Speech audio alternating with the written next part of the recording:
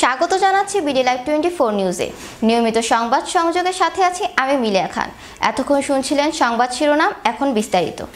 দর্শক, আমরা এই মুহূর্তে বিটি মাঠে আছি। আমরা সহজমিনে আমরা দেখাচ্ছি যে গতকাল থেকে অক্লান্ত পরিশ্রম করে এই যে দক্ষিণ কেরানীগঞ্জের যে নেতাকর্মীরা আছেন এবং অ্যাডভোকেট নিপুণ রায় চৌধুরীর নেতৃত্বে যারা যারা কাজ করছেন, তারা কিন্তু এই যে অক্লান্ত পরিশ্রমের মাধ্যমে কিন্তু আজকে শুভ নববর্ষ পয়লা যেই বৈশাখ সেটাকে 2025-এ এবং 1432-এ যে নববর্ষ পহেলা বৈশাখ আর সেটাকে উদযাপন করে কিন্তু আজকে আরেকটি 2-in-1 তারা কাজ করছেন, যেটা পূর্ণ মিলনীয় অনুষ্ঠান মিলন মেলার একটা আয়োজন হয়েছে।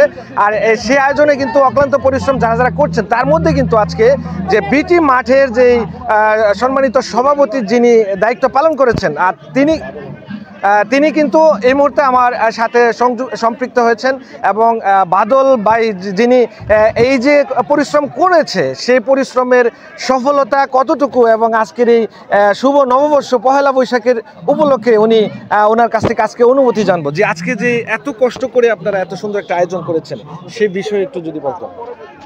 আসসালামু আলাইকুম। সর্বপ্রথমে আমি এই নববর্ষের সারা বাংলাদেশের যারা আমার এই লাইভটি দেখতেছেন সবাইকে জানাচ্ছি আমি নববর্ষের শুভেচ্ছা। আমার দাদা বাবু গয়েশ্বরচন্দ্র রায়, বিএনপির স্থায়ী কমিটির সদস্য এবং ঢাকা জেলার সাধারণ সম্পাদক অ্যাডভোকেট নিপুণ দিদির তরফ থেকেও সারা বাংলাদেশের মানুষকে এই পয়লা বৈশাখের শুভেচ্ছা জানাচ্ছি। আপনারা জানেন এই মাঠের আমি 5ই আগস্টের পরে স্বৈরাচার পতন হওয়ার পরে এই মাঠের দায়িত্ব আমি পালন করে আসছি এবং আজকে যে মেলা হচ্ছে এটা আপনারা জানেন, এটা একটা সিসিডিএম, মানে সারা বাংলাদেশে প্রায় 30টি মাঠ আছে আমাদের এরকম সারা বাংলাদেশে। একটি হলো আমাদের জাতীয় মাঠ, সেটা হচ্ছে মিরপুর। এই মিরপুরের মাঠের অধীনেই আমাদের এই মাঠগুলো পরিচালিত হয়। তার মধ্যে এই একটি মাঠ যেটা নাকি বিটি ক্রিকেট স্টেডিয়ামের নামে পরিচিত, অর্থাৎ বিতে বেড়া তিতে তেঘরিয়া, এই হলো আমাদের মাঠের পরিচিতি। আর এই মাঠের যদি আমি পিছনে যাই তাহলে অনেক লম্বা কথা হয়ে যায়। আমি শুধু এতটুকু বলতে চাই, আজকে যে মেলার আয়োজন করে দিয়েছে আমার দাদা শরদীয় বাবু গয়েশ্বরচন্দ্র রায়, আমার দিদি শরদীয় অ্যাডভোকেট নিপুণ রায় চৌধুরী, আমি একজন রাজনৈতিক কর্মী হিসাবে নয়, আমি এই মাঠের সভাপতি হিসাবে না, আমি এই এলাকারই একজন সন্তান। সেই হিসাবে এলাকাবাসীর পক্ষ থেকে তাদেরকে আবারও কৃতজ্ঞতা আন্তরিকতা জানাচ্ছি এজন্য যে সারা আমার মহল্লা থেকে আপনারা জানেন, আপনারা দেখেছেন, আমি উপজেলা থেকে যে নির্বাহী অফিসাররা আসছে তাদের সাথে আমাকে ডেকে কথা বলাচ্ছে।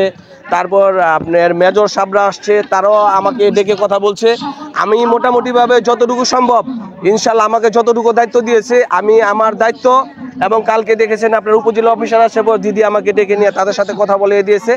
আমি আজকে যেখানে মেলা হচ্ছে একটি কুচক্রি মহল রটার ছিল যে এই মেলা মাঠে হলে নাকি মাঠ নষ্ট হয়ে যাবে। আপনারা জানেন শুধু এই মাঠে না, যে মাঠ জাতীয় স্টেডিয়াম, এই জাতীয় স্টেডিয়ামেও কনসার্ট হয়, কিন্তু আমরা আমার দাদার নির্দেশে দিদির নির্দেশে আমরা মাঠের ভিতরে কিছুই করিনি।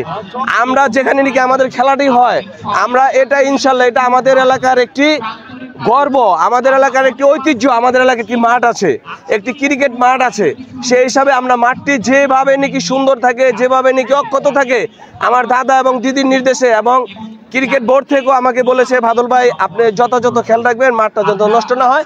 আপনারা ইতিমধ্যে যদি একটু মাঠটা একটু ঘুরিয়ে দেখান যে মাঠের ভিতরে শুধু আপনার প্রশাসনের লোক ছাড়া, আর আমাদের 2-4 জন ভলান্টিয়ার ছাড়া আমরা কাউকে মাঠের ভিতর ঢুকতে দিচ্ছি না এবং ঢুকতে দিব না।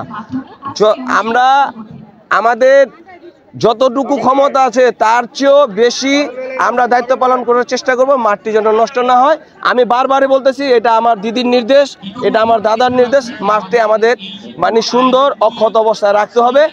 তার জন্য আমাদের যা যা করণীয় তা আমরা গত রাত্রে আমরা একটি টিম করে দিয়েছি, কে কি দায়িত্ব পালন করব, এবং সুন্দর একটি সেই ঐতিহ্যবাহী বিটি মাঠ আমাদের একটি বৈশাখী মেলা হচ্ছে। আমরা এই মাঠে ছোটবেলায়ও আপনার মেলা হতো, যখন নাকি ওই আওয়ামী লীগের প্রত্যক্তারা মাঠ নেয়নি। যখন আওয়ামী লীগের প্রত্যেকটা এই মাঠটি দখল করে নিয়েছিল তখন আমাদের এলাকার ছেলেরা তো খেলবো তো দূরের কথা, তাদের মাঠের সামনে আসতে দেয় নাই। এখন বর্তমানে আমাদের এলাকার ছেলেরা যখন নাকি বোর্ডের খেলা না থাকে নিয়মিত খেলাধুলা করতেছে, এজন্য আমাদের কাছে অনেক ভালো লাগতেছে। এবং এই যে মেলা চলতেছে এলাকার লোকজনের স্বতঃস্ফূর্ত, আপনার হয়তো এখন সকাল 8টা বাজে সকালবেলা, তারপরে দেখেন লোকে অনেক হয়ে গেছে। ইনশাল্লাহ দুপুরের মধ্যে হয়তো কানায় কানায় ভরে যাবে।